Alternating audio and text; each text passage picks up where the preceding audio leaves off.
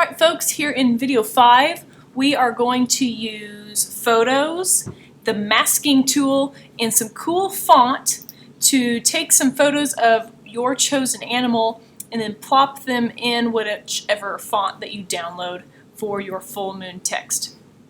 So this is going to be our end result, and our end result will be in a folder behind your fog, so it kind of, lets it be all smoky and stuff.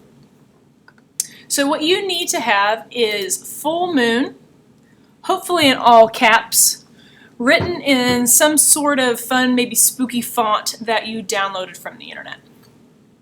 Again, I love dafont.com, but there's tons of other free-based sites, so it's whichever you want to choose from. And when you go to Dafont, there is a Halloween section, so if you are looking for something a little scarier, maybe you can find something in here that strikes your fancy.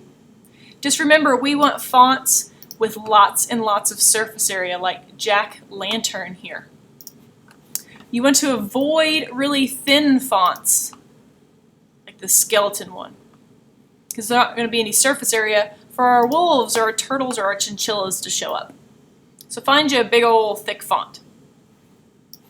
Also, horror will also have some more that might be interesting to you. I'm using Scary Halloween. To download those, just hit the download button. Find it in your downloads. And double click on either the TTF, you'll see that it's a font, or the .otf. If you have both, the OTF is a better choice. Double click on that and install it. Once it's in your font book, you are good to go. All you have to do is remember what it's called. Mine is Scary Halloween font. So when you come back into Photoshop, you can quickly apply it and you're not left searching forever up here in your font book. Once you have full moon typed nice and big, sitting there on your screen wherever you want it, you need to start going and looking for images of whatever animal you chose. Now the other thing you have to think about is how is that animal going to show up in your letter? Because just like we did on some previous projects, only my wolf or my emu or my llama or whatever picture I have, only what's touching this white is going to appear. So I'm going to start with this capital F. How about this guy right here? He looks noble. So I'll open up my photo. Wow, it's big. And I can drag and drop my photo into my file here. Now, my little wolfy guy, I'm going to name that layer after the letter that it's going to appear on, so he is going to be layer F. And that is on top of my full moon text. Now I need to take my wolf here and I need to position it on my capital F, but I also need to see what I'm doing. So I'm going to come over here into my opacity. And if you remember from before, opacity is how see-through your stuff is. So I'm just going to crank that down a little bit. The number really isn't important.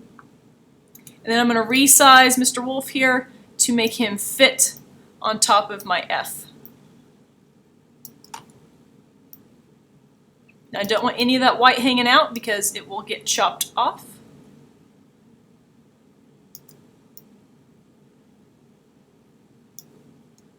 There we go. So I'm going to get some eyes in there and some ears, it looks like. I'm not going to get all of his face, but it would be kind of hard to fit a whole wolf in there. So again, anything touching this white is what's going to stay. The next thing I need is my F shape. So I'm going to come back over here to my text layer. I'm going to make sure I'm clicked on it. And then I'm going to get my magic wand tool. And make sure you're getting magic wand. Some people have been wanting to use quick select, and you don't want that. Magic wand is for very simple pictures like this.